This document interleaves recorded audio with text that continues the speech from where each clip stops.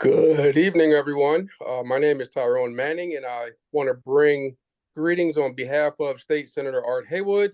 We want to welcome you to our Financial Aid 101 webinar, which is a part of our Higher Education Week series. Tonight, we're fortunate to have Ron Felder from FEAA, who's going to share his expertise on financial aid and the FAFSA application process. And so we want to, without further ado, welcome Ron to join us. Good Thank you evening, Ron. so much. Thank you so much, Tyrone. Thank you so much, Senator R. Haywood, for having me. Welcome, everybody, to Financial Aid 101.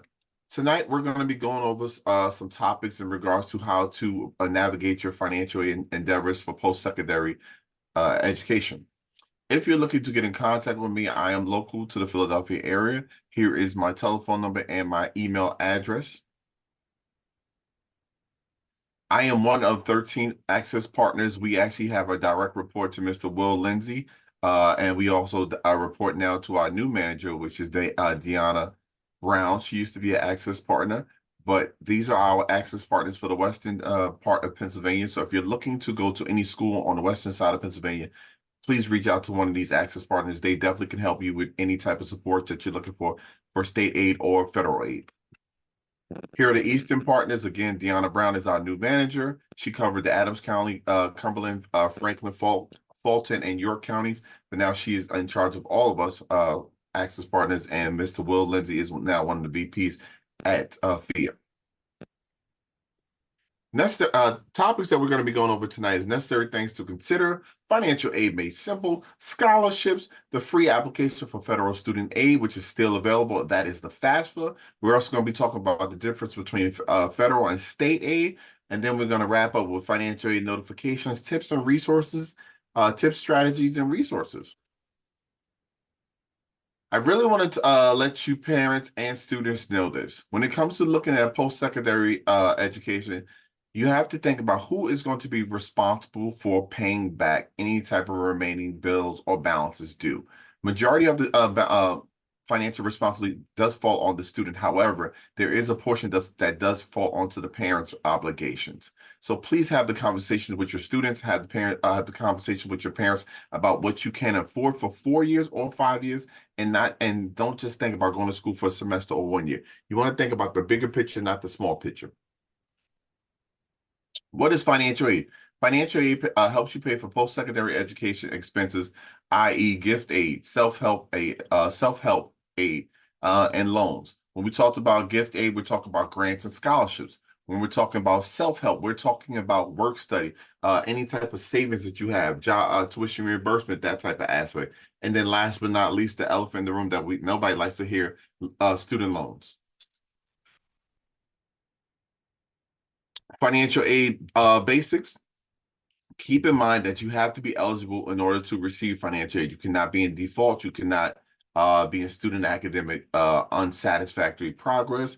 You want to make sure that you are applying every year. Every year the application opens up on October 1st. This year we just had a little snafu because the FAFSA was pushed back to a later date. However, this upcoming year, for the if you are a junior and you're going to be a senior in the next upcoming year in high school, your application date will be open up October 1st. Students should research the type of career, type of schools that they're looking at between traditional schools, non-traditional schools, as well as trade schools, if you're looking into that aspect. Cost of attendance. The cost of attendance is broken into the tuition and fees, housing and food, books and supplies, transportation, miscellaneous expenses. Where a lot of students get confused of thinking that, oh, you know, the school costs this amount of money, it says tuition and fees, and they don't really look at housing and food. You have to think about this. Housing and food is really, really a big piece of your financial aid bill. So you want to be conscious of how much you're spending. If you can shorten your meal plan because you don't eat that much at the caf to save some money, yes. If you don't need to stay in the top tier dorms, stay in the moderate dorms, but be safe. Look at the tuition and fees. Think about what your families can afford.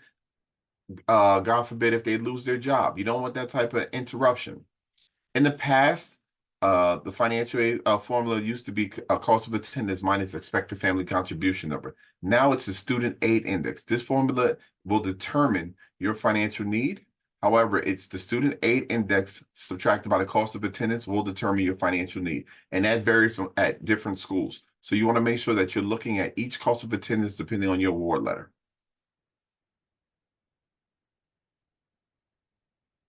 Gift aid, it's free money. We talk about scholarships. We talk about your Pell Grant. We talk about your FAFSA state grant. We talk about which is now called your Grant Us. We talk about self-help, which is work study, which is a job that you obtain at the school, and you might be sitting at the library swiping IDs, but you get paid every 2 weeks into your debit account, and you also can use it for educational purposes. If you decide to borrow any type of private loan money or federal loan money, it is your responsibility to pay it back. There are penalties if you do not pay them back, so you want to make sure that you're reading the fine print before you agree to take out any type of federal or private loans. Additional resources consist of 529 plans, tuition payment plans, as well as savings. Where does the money come from? The money comes from, first and foremost, the federal government. Secondly is your state grant agency, which is FEA. Third, schools do give out money that's called merit aid or institutional aid. And last but not least, outside organizations, churches, Divine Nine organizations, a Boys and Girls Club, just outreach organization. Philadelphia, it has a large community of scholarship organizations. So you want to make sure that you research these organizations. When we talk about scholarships, we still talk about free money. They can come from your colleges. They can come from local and regional offices. They can come from National Honor Society. You want to start early. You want to get a jump on it, even though if you are a senior and you're still looking for scholarships. These are a great group of scholarship websites that you definitely want to tap into. They will allow you to apply for scholarships, and hopefully you will get awarded. I know schools right now are sending out award letters because now the financial aid information is sharing over, but it's never too late. And even while you're in college, you want to make sure that you're applying for scholarships as well every year. And then pay attention to the deadlines. Deadlines are very, very important. When we talk about your Pell Grant, this year's Pell Grant is $7,395. That is free money. So if you are awarded that full Pell Grant, that definitely does help a significant amount of your student aid. Another federal grant that you want to look into is the FSCOG, which is a surplus of money that's allotted to the school, and then they give it to the students who need the money, who determine that financial need. When we look at your FEA state grant for 23-24, the maximum amount is $7,500. However, we do send funds to out-of-state schools, i.e. Delaware, Massachusetts, Ohio, Vermont, West Virginia, and DC. But we only send $600 the max to these schools. But the way FEA awards is based off a cost of tier. We award based off of the school's cost of tier. So depending on how expensive the school is, you will get the maximum award. If the school's on the lower tier, for example, Community College of Philadelphia, the maximum award for that particular school is $3,059. But if you're going to like a Drexel, it's $5,750. We do offer other other state grant programs that you definitely want to look into. I'll touch into the PA tip. Those are for my trade school folks. That is a separate application that you can find on FEA.org. However, it is an additional grant on top of your state grant. So if you're looking for additional funds to help out in any type of reduction of student loans, this is another way of finding additional funds so you're not in debt so much. When we talk about the federal loans, I know nobody likes federal loans. Nobody likes to borrow, but it is part of the game. Remember, you are investing in your future. You taking out these federal loans are stating that you're going to get a career that's going to allow you to pay them back. But what you don't want to do is overborrow. So for the maximum amount of an independent student, and for their first year is $9,500. If they are dependent, it's $5,500. The subsidized staff loan does not accrue interest while you're in school. The unsubsidized does accrue interest. You will have a 6 months grace period after the last day of attending or finishing school. And after that 6 months over, that's when you will have to start making payments on your student loans that you have taken out. You can consolidate the sub and unsubsidized staff loan together to make one payment.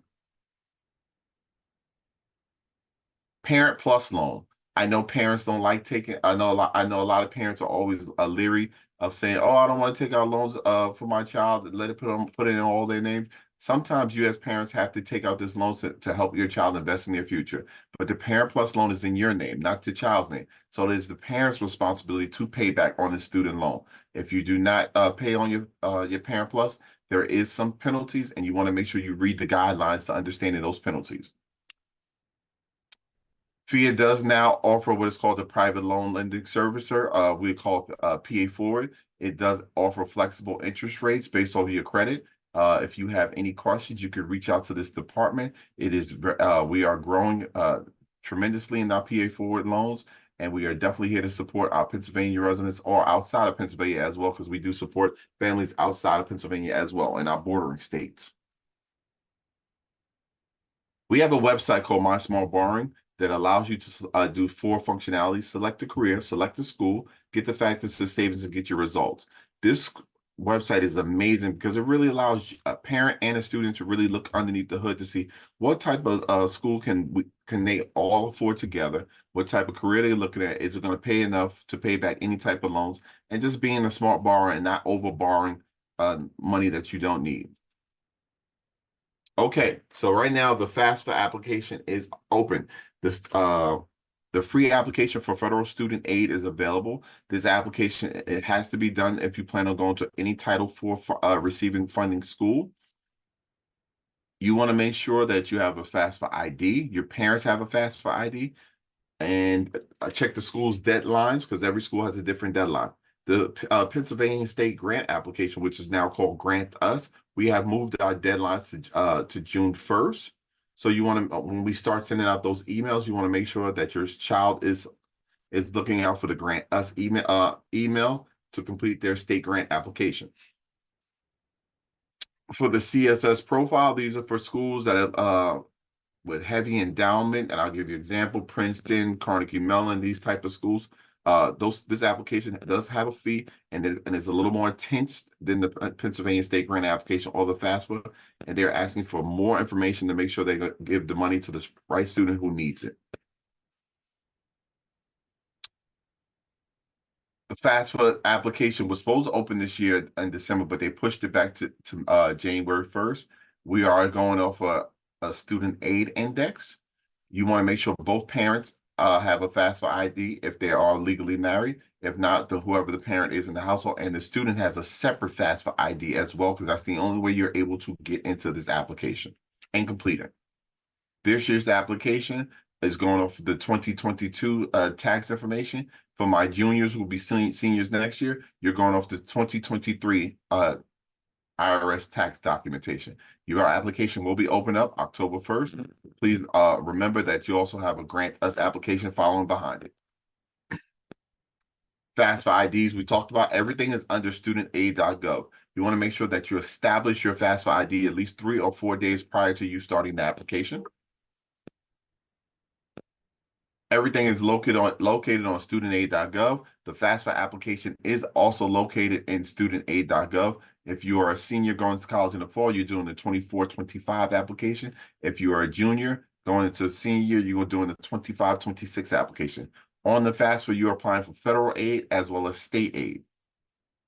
This application is free.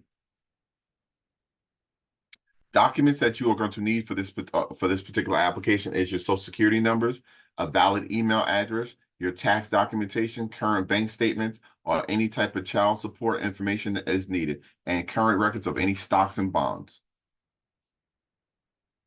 Whose information goes on the FAFSA? Of course, you're going to see, you're going to be looking for his and hers. However, that verbiage has been taken out. Right now, we use the word contributor. A contributor can be a student, a parent, a parent spouse, or a student spouse. Again, 5 steps to completing the FAFSA. You want to make sure that you have your FAFSA ID, you understand your demographics, you know your financial information to input.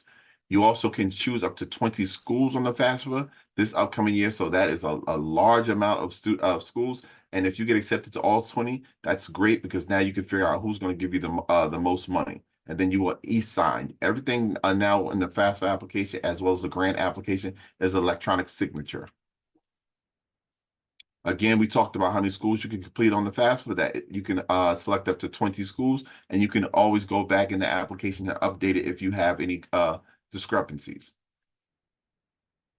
Whose information goes on the FAFSA? If the student is a dependent, biological parents living together, if not, if the parents are divorced and separated, then it's the parent whoever the child lives with. However, if both parents provide equal support to the child, whichever parent provides whichever parent has the highest income, that is the parent's information that goes on the FAFSA. If the child is independent, I'll show you on the next slide. There are certain steps that need to go happen. There are certain steps that need to happen if the child is independent. However, foster parents, legal guardianship by court, or anyone else living in a household does not go on an application. If the child identifies as an independent, i.e. answer any of these questions, yes to any answer, i.e. answer yes to any of these questions that you see on the screen, the child will have to provide additional documentation. Provisional independent status. If something's going on, if there's an unusual circumstance, i.e. if the child's in asylum or trafficking, and you want to answer this question as honest as possible, if it applies to you, you will have to provide additional documentation, but be as honest as possible on the application. Everything that you're filling out on the FAFSA, you're filling out as of today, as of the date that's going, as of that date of the application. You want to input your assets. You want to make sure that you are putting in certain things that are required. You do not have to report primary home information, qualified retirement funds, or life insurance policies. At the end, you will see the confirmation. I know in the past, a lot of people are always looking for the FAFSA state grant application link. Now it's Grant Us. The child will get the email of Grant Us, and the child will complete the application that way. Make sure that you are keeping that confirmation in your emails, because if you need to produce any information off it to your schools, you want to follow back up with that email. Double check your email. Now, we talked about the Grant Us application. This is exactly what it looks like. This will be released actually in the next upcoming weeks to our senior class. In order to establish a Grant Us application, in order to complete a Grant Us application, you have to create a username and password. You also have to download an authenticator to make sure it is verifying who you are. We are getting heavy into security technology, so you want to make sure that you're downloading all information in order to keep your information secure. Make sure you're completing the application in full. If you have any questions, take your time. Do not rush. Make sure you're checking the rights and the responsibilities of the application. And if anything happens, God forbid we go through another COVID situation, divorce, separation, recent death, reduction of income, excessive medical bills, you want to make sure that you reach out to your school to let them know what's going on. Maybe they can help you with additional financial aid, and also reach out to FAFSA. All right, now that the application is filed, what are we doing? Well, what you should be doing is checking your emails every day or every other day. Students, parents, you want to make sure you're following up with your students. Make sure they're checking their emails, because sometimes colleges do send information to make for additional resources. You want to check your cost of attendance. Look at the cost of attendance minus the student aid index, and it will determine your financial need. This also will help you determine, I would say, from apples to oranges, what schools you can afford and what schools you cannot. Some schools are very costly, and I always tell people sometimes you don't want to put yourself in so much debt just because you just want that big name school on your record. No, sometimes going to the little name school can get you to the big six-figure job. Be conscious of paying out of pocket, but budget your money. If you have any questions, here is the information. Here's the numbers to call for customer support. There is the FAFSA hotline, as well as the FAFSA hotline information. We are on all social media platforms. We also have a podcast called the Higher Education Access Corner. All our publications are available and free, so if you want to go on FAFSA.org, you can. We also have publications in Spanish. And if you have any questions, please feel free to reach out to me. I thank you again, Senator Art Haywood, Tyrone, and the staff over there. as well as the great people of Philadelphia. Thank you so much for having me. Enjoy your evening.